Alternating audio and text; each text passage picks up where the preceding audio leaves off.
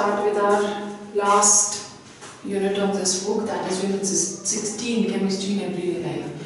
इससे जो पिछले वाला चैप्टर हमने पढ़ा था पॉलीमर्स, उसमें हमने क्या पढ़ा कि केमिस्ट्री हमको बहुत से यूजफुल थिंग्स जो हैं देती है. जैसे फॉर एग्जांपल पॉलीमर्स हो गए, पढ़े हमने पिछले चैप्टर में, प्लास्टिक्स हो गए, ठीक है, कुकवेयर हो गया जो आपका नॉन स्टिक कुकवेयर होता है, that is also due to this. फिर उसके बाद बहुत सारे इंसुलेटिंग वायर्स या इंसुलेशंस फॉर इलेक्ट्रिकल वायर्स. और क्या पढ़ा था? Polythene, plastics, right? In a similar manner, as chemistry has given us many things for our day-to-day lives, a very important thing what chemistry gives us, that is drugs and medicines. So we can say that in our day-to-day life, chemistry has a lot of importance क्योंकि वो इतनी सारी चीजें हमारे को देती है. Pesticides भी देती है, इंसेक्टिसाइड्स भी देती है, पेपर भी देती है, राइट, यूरिया भी देती है, फर्टिलाइजर्स भी देती है. So everything you talk of, everything we get from, almost everything we get from chemistry. Okay, so when we talking of one important use of chemistry, तो एक सबसे important use जो इसकी है, that is in the use of pharmacology या in pharmacy to give us drugs and medicines, right? Now what basically a drug is? It is defined as a substance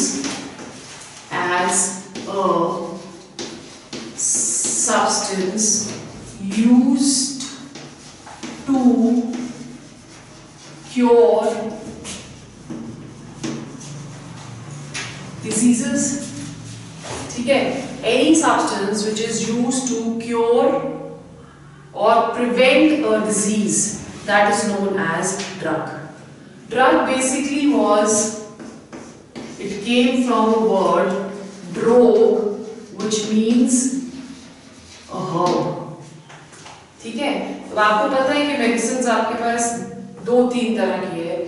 एक homeopathic medicine होती है, that is a system, okay, जिससे हम लोग medicine बनाते हैं. So we have 3 main systems. One is the homoeopathic system of medicine, other one is Ayurvedic, and one which we mostly use, that is allopathic. Allopathic में सारे के सारे medicine जो हैं वो केमिकल से बने होते हैं, ठीक है. Whereas Ayurveda and homeopathy, they rely more on the herbs and plants to make medicines. तो obviously क्योंकि chemicals हैं एलोपैथी में, तो उसके side effects भी drugs के रहते हैं. Over here we are going to concentrate more on allopathic drugs rather than on Ayurvedic and homeopathic drugs. ठीक है. So अब जब भी हम लोग drugs करते हैं, तो drugs में हम बोलते हैं कि all those which has a therapeutic effect. Therapeutic effect का मतलब होता है कि which has an effect to cure a disease. तो ड्रग को हम क्या बुलाते हैं? It is known as medicines. ठीक है. And when chemicals are used in a disease या in a treatment you can say, तो उस treatment को हम क्या बुलाते हैं? That is known as chemotherapy. Word कोई नया नहीं है आपके लिए. कीमोथेरेपी जो है कैंसर के लिए यूज करते हैं. तो उसमें बहुत सारे जो ड्रग्स हैं वो बॉडी के अंदर इंजेक्ट किए जाते हैं या आप कह सकते हो इंट्रोड्यूस किए जाते हैं. तो इसलिए हम इसको क्या बुलाते हैं? It is known as chemotherapy. और ये जो ड्रग्स जाते हैं बॉडी के अंदर, it can be introduced by various ways. जैसे फॉर एग्जांपल हम ओरल मेडिसिन लेते हैं, तो वो जो ओरल मेडिसिन हैं दे आर सच कि they are soluble, water soluble medicine हैं, they dissolve inside the cell fluids. ठीक है. सेकेंडली इंजेक्शंस लेते हैं. इंजेक्शंस भी 2 तरह के होते हैं. One is intermuscular and the other one is intravenous. You must have scene कि कुछ जो इंजेक्शंस होते हैं वो मसल्स में लगते हैं, ओके, आर्म्स में लगेंगे, राइट, और बैक पे लगते हैं. सो दे आर इंटरमस्कुलर. इंटरवीनियस इंजेक्शंस जो आपके होंगे वो वेन्स के अंदर लगते हैं. Then there are certain, we can also introduce medicines inside the body जिसमें हम सबक्यूटेनियस फैट जो होता है या लाइनिंग होती है स्किन की अंडर द स्किन, उसमें हम लोग मेडिसिन इंट्रोड्यूस करते हैं। तो उसमें जो मेडिसिन है वो ज़्यादा the injection goes more deeper inside the body, ठीक है। So there are different ways to introduce the क्या कहते हैं केमिकल्स इनसाइड द बॉडी, और उसको हम बुला रहे क्या है, it is known as chemotherapy. अब जब ड्रग्स बनेंगे तो इट इज बट ऑब्वियस कि ड्रग्स को डिजाइन करना पड़ेगा। कैसे दवाई को पता चलता है कि आप उस दवाई को कहाँ जाना है बॉडी के अंदर, that will all depend upon the type of medicine which we are eating. अगर सपोज आपको हेडेक हो रही है तो आप डिस्प्रिन ही खाओगे या एस्प्रिन खाओगे या कोई पेन रिलीवर खाओगे, आप कोई ऐसा ड्रग नहीं खा सकते कि जो किसी और डिजीज के लिए बना। That is why it is said कि whenever you are taking any medicines, it is most important to consult a doctor before taking that medicine, ठीक है। सो हम देखते हैं कि किस तरह से designing of a drug takes place, कैसे डिजाइन करा जाता है एक ड्रग को, राइट। इसको हम दो बेसिस के ऊपर ड्रग्स बनाए जाते हैं। The first base that is known as drug target. Drug target का मतलब क्या हुआ कि उस ड्रग को कहां जाके बॉडी में कौन सी पार्ट पे या कौन से, आप कह सकते हो हमने कार्बोहाइड्रेट्स पढ़े, प्रोटीन्स पढ़े हैं, प्रोटीन्स में हमने एंजाइम्स पढ़े हैं, तो कौन सी एंजाइम्स को जाके उसने हिट करना है। तो ड्रग इस तरह से बनाए जाते हैं कि जब वो हमारे ट्रैक के अंदर जा रहे हैं तो उनका मेटाबॉलिज्म तब तक ना हो जब तक वो टारगेट को हिट ना करे। Okay, so there are medicines which are introduced on the basis of drug target. तो drug target जो होगा वो क्या होगा? The part of the body where the drug is supposed to introduce. Okay, उसी तरह से एक होता है receptor, right? So अब ये drug target जहां टारगेट कर रहा है वहां पे रिसेप्टर्स प्रेजेंट होते हैं और वो रिसेप्टर्स इनको मेटाबोलाइज करते हैं by attracting them towards itself by making a kind of bonding with it. Okay, so first जो डिजाइन होएगा that is on the basis of drug target. So लिखो क्या होते हैं targets, the biological macromolecules, macro means large, macromolecules like fats, proteins, carbohydrates are known as drug targets, are known as drug targets. And the site at which the drug attacks is known as the receptor, is known as the receptor molecule, या सिर्फ receptor भी लिख सकते हो, receptor, ठीक है। Second जो designing होती है that is on the basis of drug metabolism, drug metabolism. Now as I just told you कि ड्रग्स जो है जब हमारी बॉडी के अंदर जाते हैं तो तब तक मेटाबोलाइज नहीं होते जब तक वो टारगेट पे या रिसेप्टर पे हिट ना करते। ओके, जब वो रिसेप्टर पे हिट करेंगे तो मेटाबॉलिज्म भी उसका इस तरह से होना चाहिए कि जो उसका वेस्ट मटेरियल है that should be easily excreted outside our body. अगर वो हमारी बॉडी से एक्सक्रीट नहीं होता है तो in that case it can cause toxicity to the body parts. Toxicity का मतलब क्या हुआ, पॉइजनस हो सकते हैं, उसके जो केमिकल्स मेटाबोलाइज नहीं होंगे। Okay, so two things have to be kept in mind. Number one कि मेडिसिन का जो भी पार्ट उस रिसेप्टर को चाहिए वो मेटाबोलाइज होना चाहिए प्रॉपर्ली, ताकि जो इनटेक लेनी है वो बॉडी इनटेक कर ले और बाकी का जो वेस्ट मटेरियल है that should be easily metabolised और it should be easily excreted outside the body. तो उसके लिए जो वेस्ट प्रोडक्ट्स होते हैं वो वाटर सॉल्युबल होने चाहिए ताकि वो इजीली यूरिन के थ्रू हमारी बॉडी से एक्सक्रीट कर सके, ठीक है। सो उसमें ड्रग मेटाबॉलिज्म में इन चीजों को ध्यान रखा जाता है। ओके, सो अब जैसे हम बोलते हैं कि केमिकली हम मॉडिफाई करते हैं मेडिसिन को इनटू सेमी सिंथेटिक, जो सेमी सिंथेटिक होते हैं इसमें सर्टेन पार्ट्स नेचुरली ऑब्टेन होते हैं और सर्टेन पार्ट्स हम उसमें इंक्लूड करते हैं to make them more effective. और सेकंड जो होते हैं they are known as synthetic which are totally formed by chemicals. तो सेमी सिंथेटिक जो है उनके साइड इफेक्ट्स बहुत ज्यादा नहीं होते because every medicine we take is going to have a side effect. जैसे people who are taking aspirin very continuously या वेरी फ्रीक्वेंटली तो उनकी स्टमक की जो लाइनिंग है वो इरोड होने लग जाती है, उसकी वजह से उसमें ब्लीडिंग होगी और अल्सर फॉर्म हो जाता है, ठीक है। पर aspirin in a way if taken in moderate amounts it is given to heart patients. Heart patients को क्यों देते हैं? बिकॉज वो क्लॉटिंग ऑफ ब्लड को रोकता है। ब्लड हार्ट अटैक क्यों होता है? हार्ट अटैक इसलिए होता है क्योंकि थिक हो जाता है ब्लड और उससे बीपी हाई हो जाता है और clogging of blood takes place in the arteries and veins, right. So उसको ब्लड को थिन करने के लिए एस्पिरिन हार्ट अटैक पेशेंट्स को या कार्डियो पेशेंट्स को प्रिस्क्राइब करी जाती है by the doctors. Okay, so every drug is going to have a you can say a side effect. Synthetic के जो साइड इफेक्ट्स है वो ज्यादा होते हैं। क्लियर हो गया?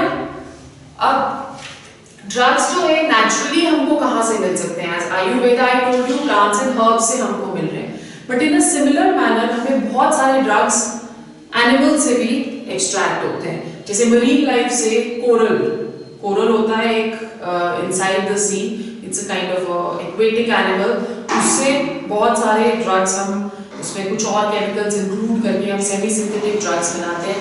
You must have heard about corals and reefs, पढ़ा ज्योग्राफी में पढ़ा होगा। कोरल्स एंड रीफ्स मासेस होते हैं पोरस जो इनसाइड द सी रहते हैं, उसमें से भी हम काफी सारे यू कैन से इंपॉर्टेंट कंपाउंड्स एक्सट्रैक्ट करते हैं।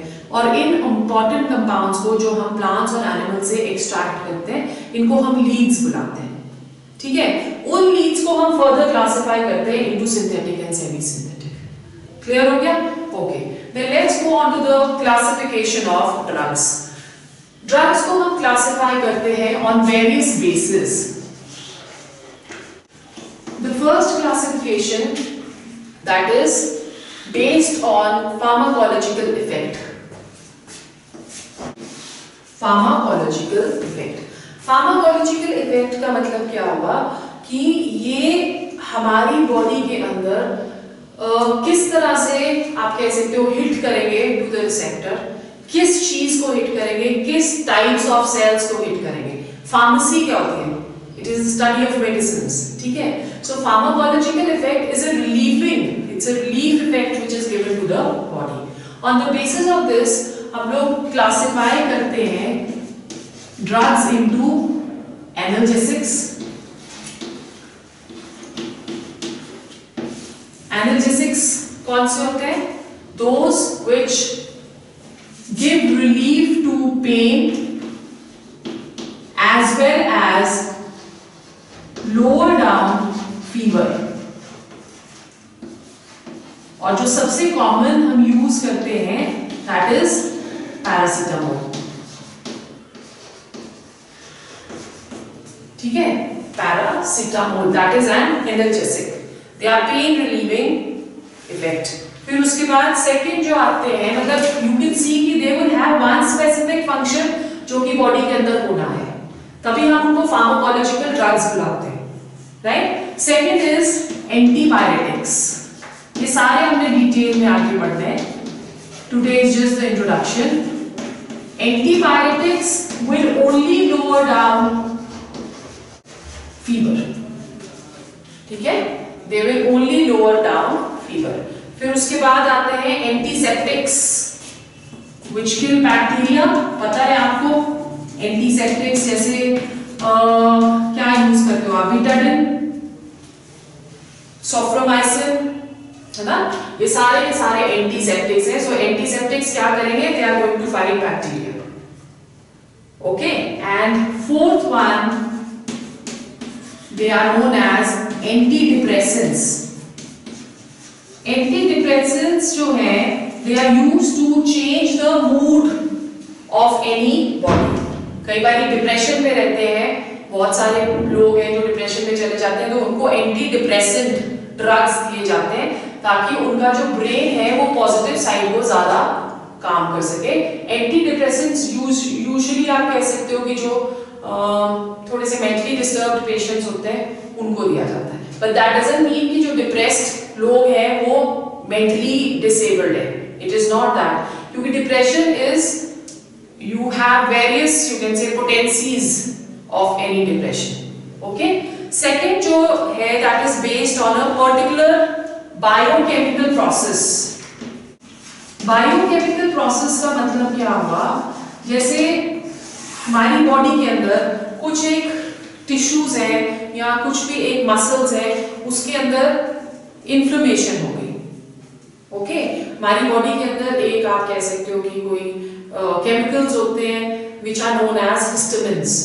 अगर हिस्टामिन्स हमारी बॉडी के अंदर ज्यादा सिक्रीट होने लग जाते हैं तो टिश्यूज में इन्फ्लेमेशन हो जाती है, और उन इन्फ्लेमेशंस को कम करने के लिए हम लोग यूज करते हैं एंटी हिस्टामिन्स।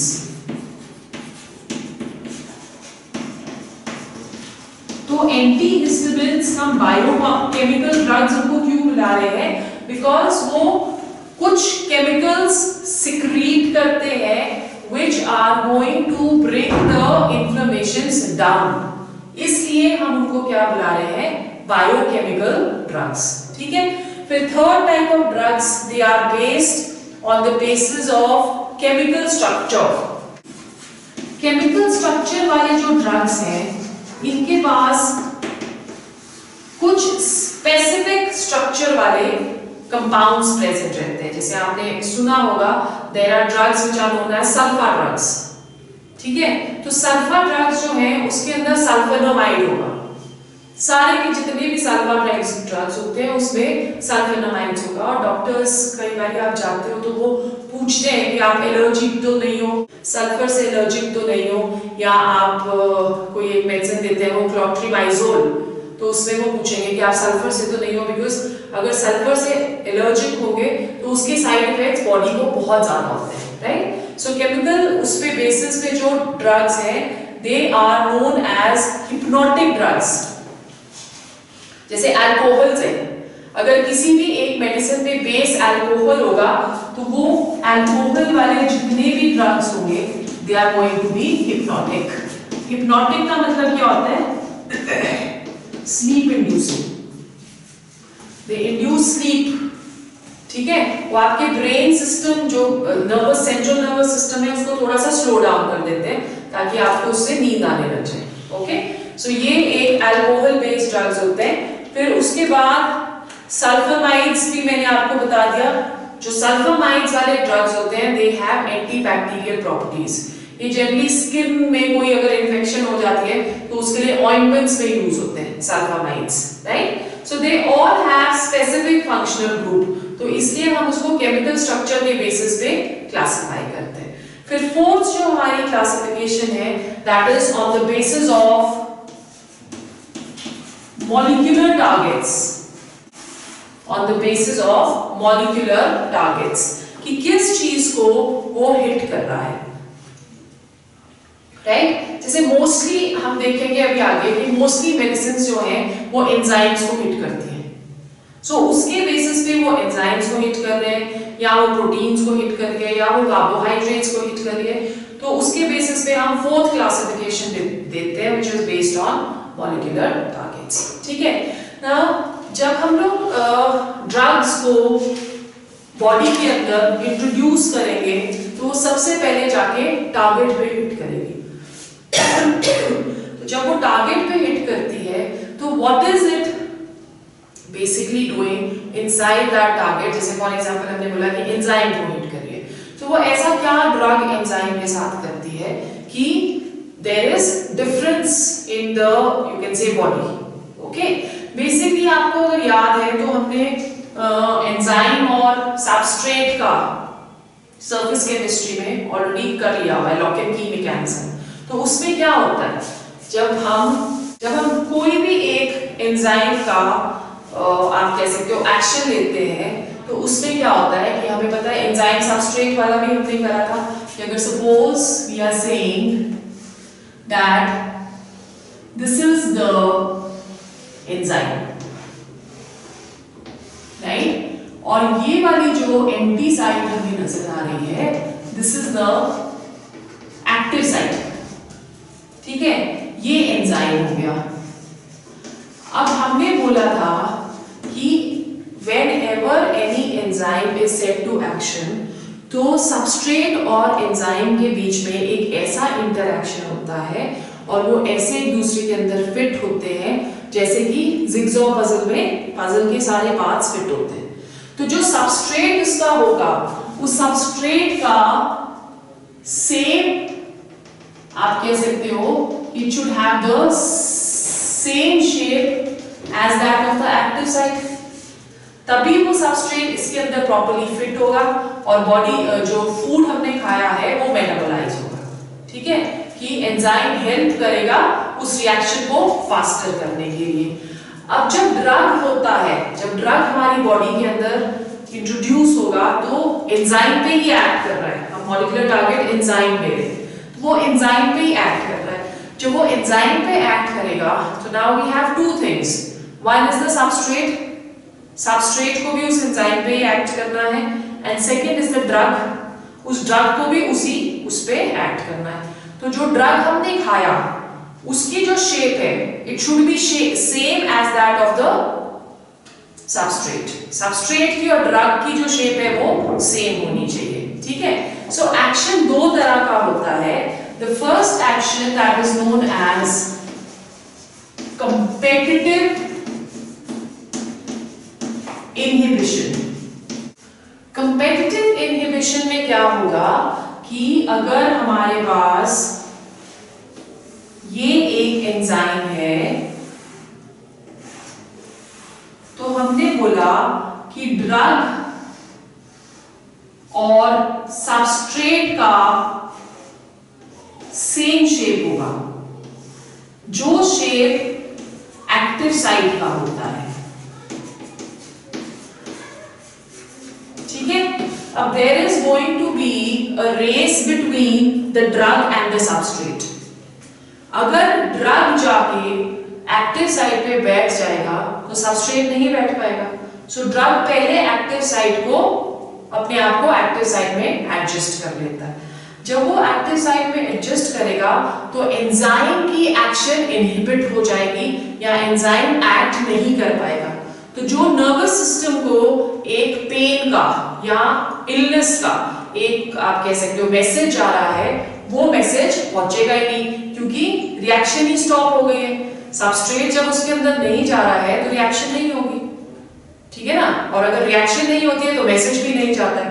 तो वो ड्रग उसको रिएक्शन को इनहिबिट कर देता है, एंजाइम की एक्शन को कम कर देता है, जिसकी वजह से इलनेस का जो मैसेज है वो ब्रेन को नहीं जाता और बॉडी बेटर फील करना शुरू कर देती है, ठीक है। सो एक तो ये हो गया कंपेटिटिव इनहिबिशन। सेकंड जो होता है that is known as non competitive inhibition.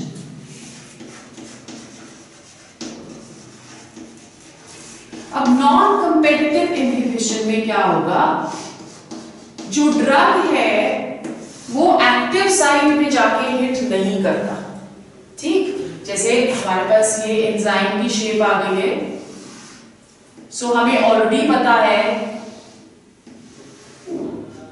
कि जो सबस्ट्रेट की शेप है वो एक्टिव साइट के अकॉर्डिंगली होगी, ओके। अब एंजाइम में एक यहां पे साइट होती है, जैसे ये एक्टिव साइट हो गई, यहां पे एक साइट होगी which is known as the allosteric site,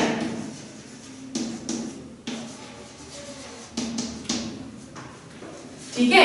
इसे हम बुला रहे हैं एलोस्टेरिक साइट, जो कि एक डिफरेंट साइट है फ्रॉम द एक्टिव साइट। जो ड्रग हम अब लेंगे उस ड्रग की शेप एलोस्टेरिक साइट की जैसी होगी।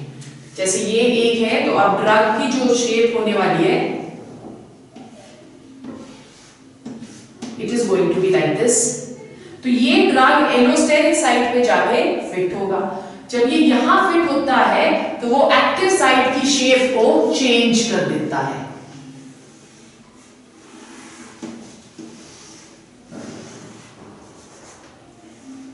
समझ रहे हो? ये ड्रग इसके अंदर चला गया तो उसने इसकी एक्टिव साइट की शेप को चेंज कर दिया है। जब ये एक्टिव साइट की शेप चेंज हो जाएगी तो ऑटोमेटिकली सबस्ट्रेट अब इसमें फिट नहीं हो पाएगा, क्योंकि सबस्ट्रेट की शेप तो एक्टिव साइट के अकॉर्डिंग दी थी, शेप ड्रग ने चेंज कर दी। अगेन सबस्ट्रेट एंजाइम के साथ एक्ट नहीं करेगा तो that message of illness will not be received by the this thing by the brain. Okay, अब यहाँ पे हमने जो टारगेट लिया है वो लिया है enzyme. In a similar way हम टारगेट ले सकते हैं receptor.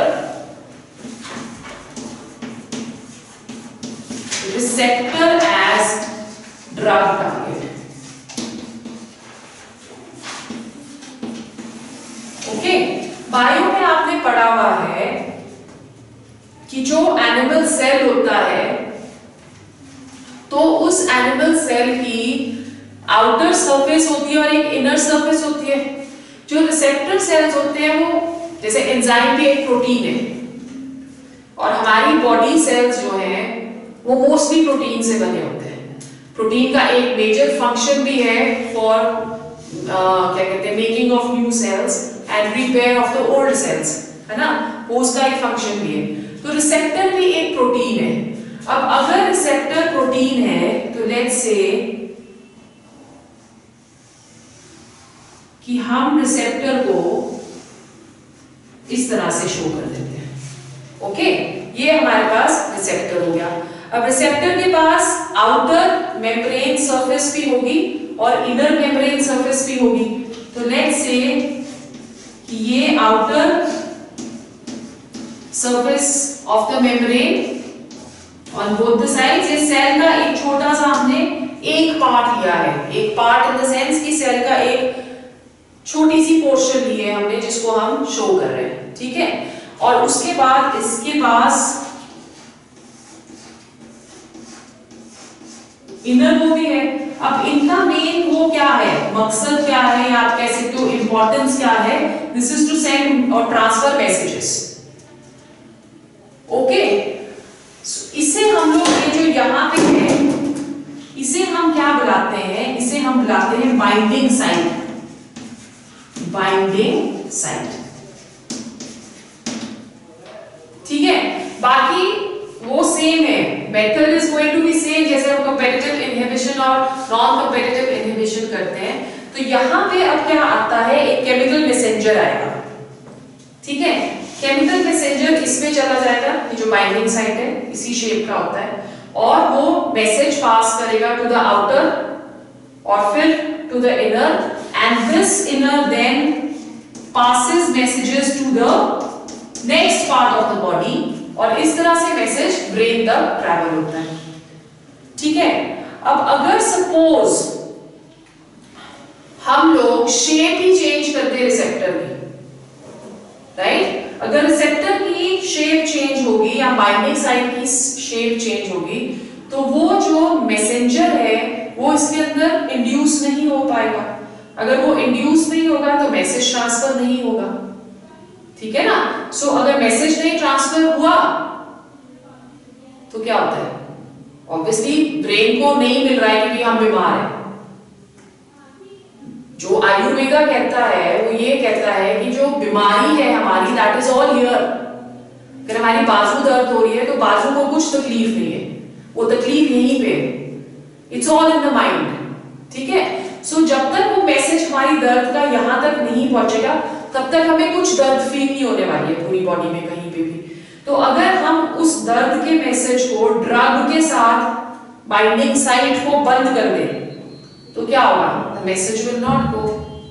So this is how the drug that is going to participate in pain relief या in correction of any illness error which is taking place inside the body. ठीक है, clear हो गया?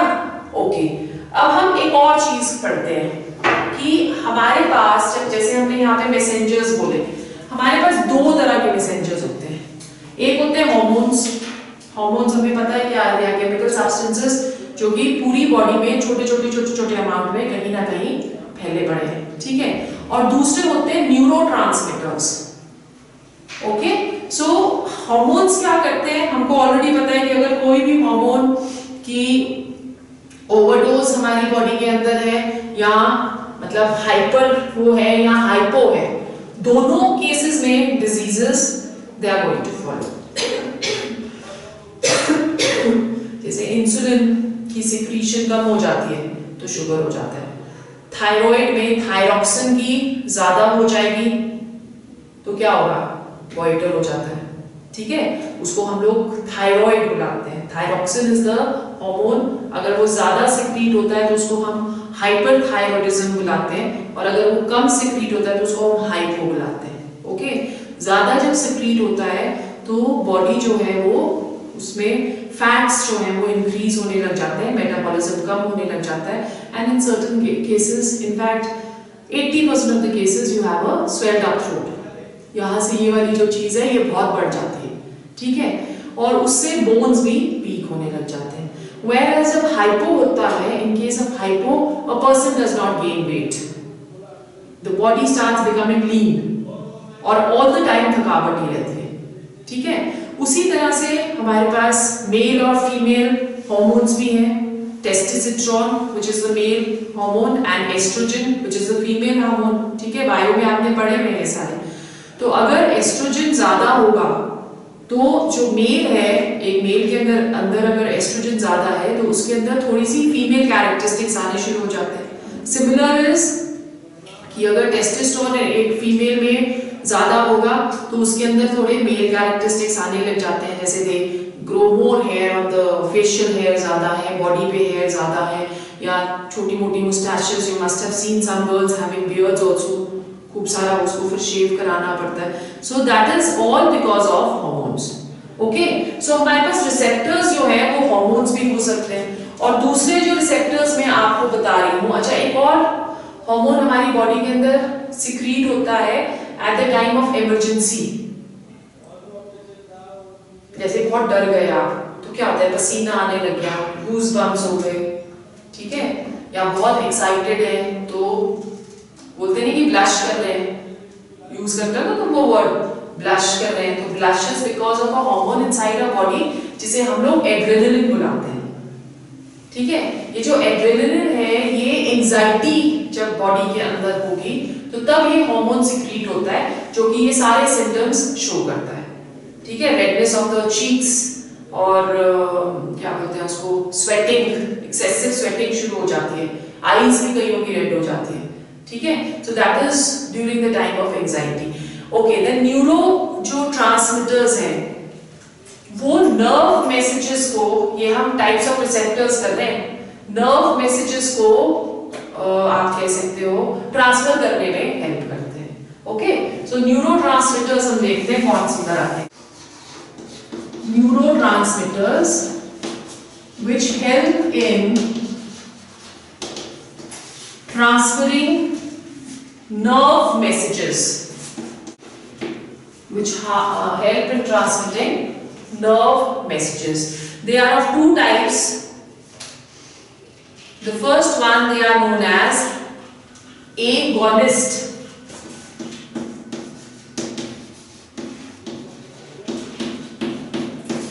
Agonist, देखो क्या होते हैं, agonist, it activates the receptor to initiate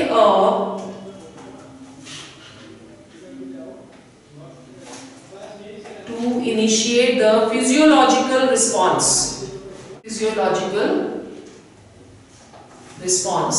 ये बेसिकली पता है कैसे होते हैं, they are like mimicry actors, mimicry artist जो दूसरे की आवाजें निकालते हैं उनको हम मिमिक्री बुलाते हैं ना।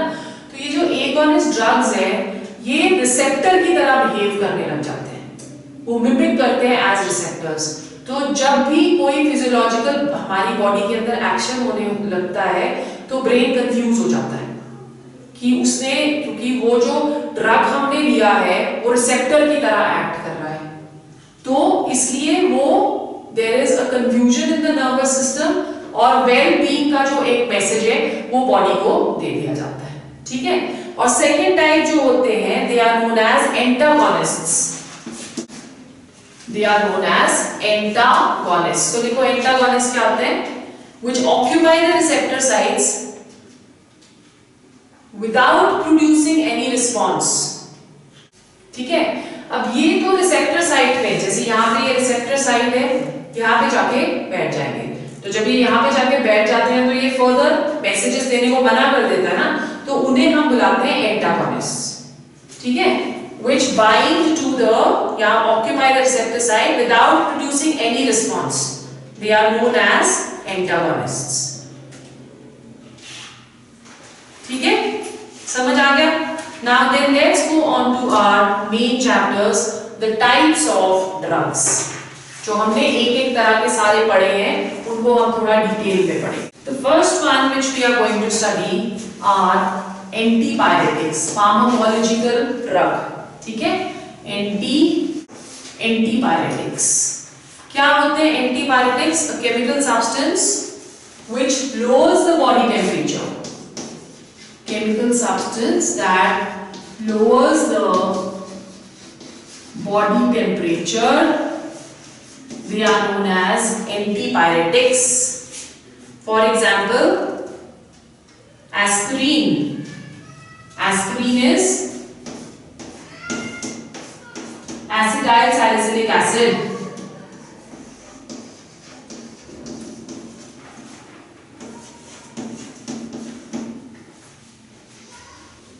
this is aspirin, 2-acetoxybenzoic acid, ये इसका कॉमन नेम है, sorry IUPAC name, 2-acetoxybenzoic acid, ये acetyl ग्रुप है ना, this is number 1, this is number 2, so 2-acetoxybenzoic acid, this is known as aspirin। तो जैसे डिस्प्रिन हो गया, डिस्प्रिन में भी एस्पिरिन होती है, उसका पत्ता जाके देखना, उसमें लिखा होता है ना, they have given you all the medicines which are present, ठीक है, so उसमें एस्पिरिन लिखा होगा जरूर। Then another example is paracetamol, paracetamol में एक फिनोल ग्रुप है, 4-acetaminophenol is the name, paracetamol has 1 OH group,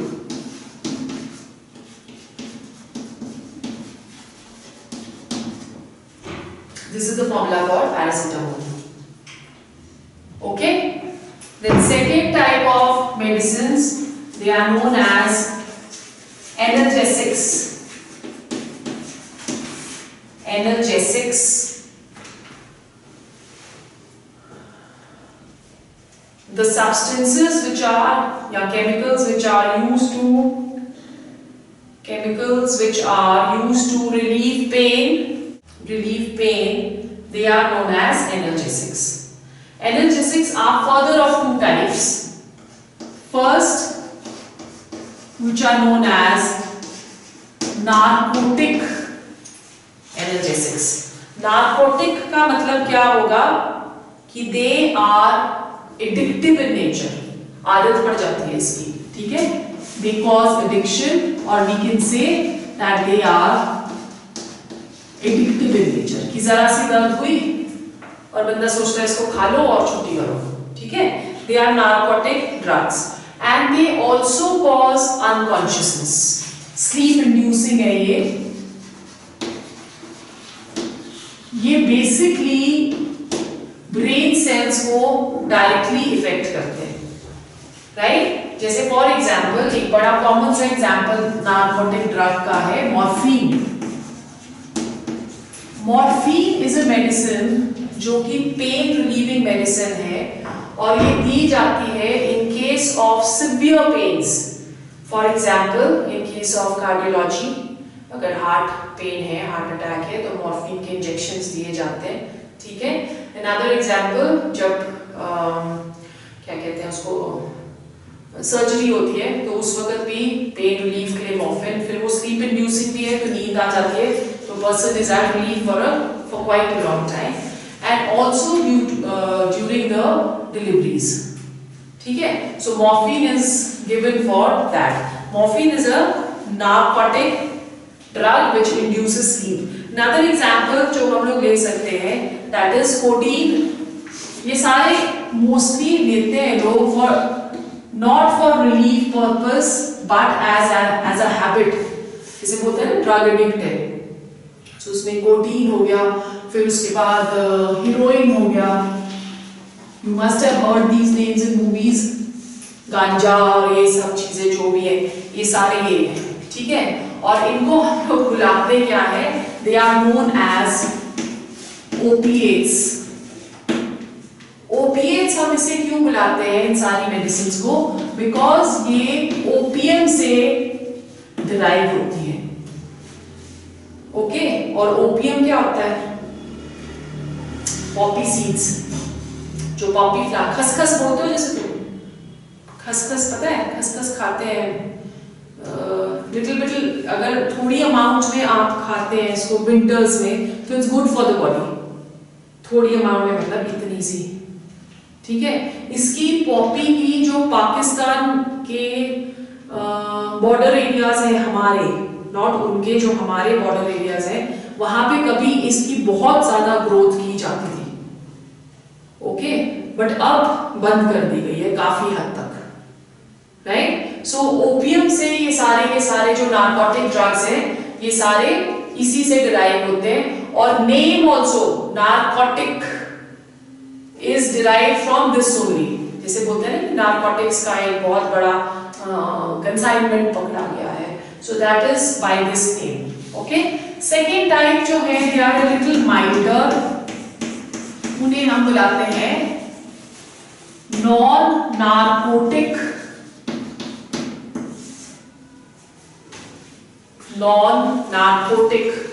non narcotic जो होंगे they basically are milder ones. जैसे for example aspirin. So aspirin comes under this. इसकी कोई हमें addiction नहीं होती है, it's just a pain reliever. ठीक है. So aspirin एंटीपायरेटिक भी है और एनर्जेसिक भी है, दोनों की तरह ये बिहेव करता है, राइट. और इसके अलावा आप बोल सकते हो कि एस्पिरिन की और भी बड़ी सारी वो है. जैसे अगर कंटिन्यूसली कोई भी एक ह्यूमन बीइंग एस्पिरिन खा रहा है, एक मैंने आपको बता दिया कि उसको स्टमक एक हो जाता है, और दूसरा एक डिजीज होती है which is known as Alzheimer. Alzheimer में बेसिकली क्या होता है, it is a progress deterioration of the brain cells. Okay, वैसे ये एजिंग का भी एक वो है कि जैसे जैसे आप खुद भी देखते हो कि जैसे जैसे हम हमारी एज में जब हम पहुंचते हैं, आप अपने मदर्स को देखते हो तो भूल जाते हैं, चाबी रख के भूल गए, ढूंढ रहे हैं, पैसे रख के भूल गए. हम औरतें तो खैर बहुत ही भूल जाती हैं, ठीक है. So that is Alzheimer, that is a progressive disease जो कि आपकी ब्रेन सेल्स में होने ही है with age. But excessive consumption of aspirin dementia cause कर सकता है. Dementia is total failure of the nervous system. It has not much to do with the age, पर वो कभी भी हो सकता है, जिसमें आप कह सकते हो इंसान भूलने ही लग जाता है सब कुछ ही, अपने रिलेटिव्स को नहीं पहचान सकता, या that is what dementia is. Dementia injury का भी कोई कॉज हो सकता है कि कोई हेड इंजरी हो गई, उसकी वजह से भी डिमेंशिया कैन टेक प्लेस. ठीक है, क्लियर हो गया. So we know now what are narcotic and non narcotic analgesics. Then the third one, that is known as tranquilizers. Tranquilizers are sleep inducing. नींद की गोलियां. They induce sleep. ये इनका एक सबसे इंपॉर्टेंट वो है, ठीक है. So basically ये जो है न्यूरोलॉजिकली एक्टिव ड्रग, इसको हम बुलाते हैं न्यूरोलॉजिकली एक्टिव ड्रग. इसमें आपको नोट्स आ सकते हैं कि right notes on analgesics, right notes on antipyretics, या नार्कोटिक नॉन नार्कोटिक क्या होते हैं, इन सब के ऐसे छोटे छोटे 1 1 2 2 मार्क्स के नोट्स आ जाते हैं. तो ये जो ट्रैंक्विलाइजर्स है ये न्यूरोलॉजिकल एक्टिव ड्रग्स है, ये जनरली साइकोथेरेपिक ड्रग्स भी इनको हम बुलाते हैं। जो मेंटली डिस्टर्ब्ड पेशेंट्स होते हैं उनको ट्रैंक्विलाइजर्स काफी दिए जाते हैं। इसपे बेसिकली हमारी बॉडी के अंदर एक हार्मोन होता है जो कि आप कह सकते हो कि बहुत ज्यादा, जैसे अपने एड्रेनलिन करा ना, वो बहुत ज्यादा क्वांटिटी में एक्सक्रीट होने लग जाता है बॉडी से, जो कि उसको बॉडी को, नर्वस सिस्टम को बहुत ज्यादा एंशियस कर देता है, जिसकी वजह से फिट्स पड़ने लग जाते हैं, आप कह सकते हो। ठीक है, वो जो फिट्स हैं वो क्यों हैं? They are due to mental disturbance. तो उनको सूद करने के लिए इन ट्रैंक्विलाइजर्स को दिया जाता है ताकि उनको नींद आ जाए and the nervous system is at peace, और वो जो ड्रग ले रहे हैं वो एड्रेनलिन को या उसकी सिक्रीशन को कम कर देता है। So that is what your tranquillisers are. Examples आपने लिखने इसके लिख लो। Examples are phenelzine, PHENEL, ZINE, antidepressant drug भी होता है phenelzine, and itronoside, ITRONIAZID।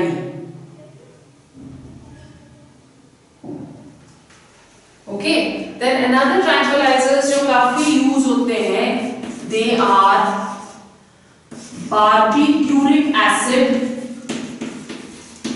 and their derivatives। ठीक है, अब जैसे ऊपर हमने बोला कि ओपियम से जो डिराइव होते हैं उनको हम ओपिएट्स बुलाते हैं, वैसे जो बार्बिटूरिक से डिराइव हो गए उनको हम बार्बिटूरेट्स बुलाते हैं। ठीक है, they are known as barbiturates and all are hypnotic. Hypnotic का मतलब क्या हुआ? They all are going to be sleep inducing. ठीक है, क्लियर हो गया? एग्जाम्पल लिख लिया हमने, हाँ? Alright. The next is antiseptics and disinfectants. Fourth, antiseptics and disinfectants.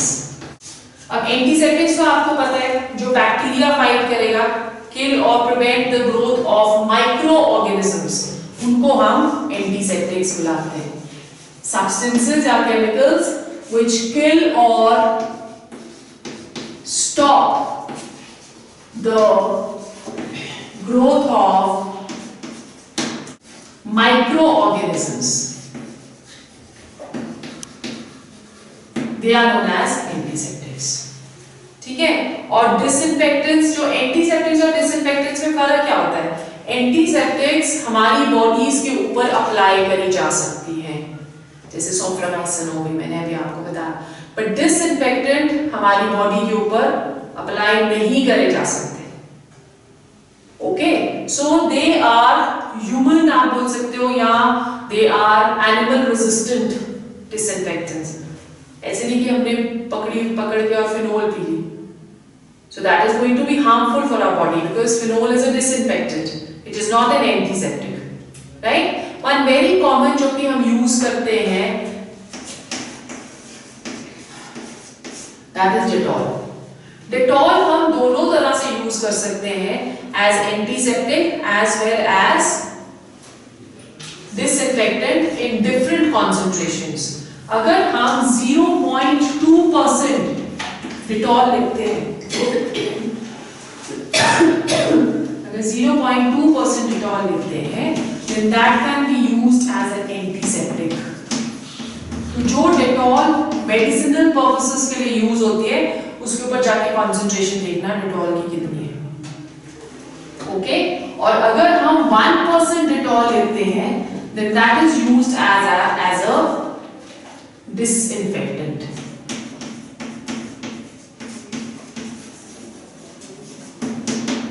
That is used as a disinfectant। ठीक है, क्लियर हो गया? So Dettol can be used as both। उसके अलावा क्लोरीन यूज करते हैं हम as an antiseptic, वाटर के अंदर डालते हैं ताकि वो माइक्रो ऑर्गेनिजम्स को किल कर सके, राइट? Dettol बेसिकली किस चीजों से बना हुआ है? Dettol is formed by chloroxylenol chloroxylenol and terpineol.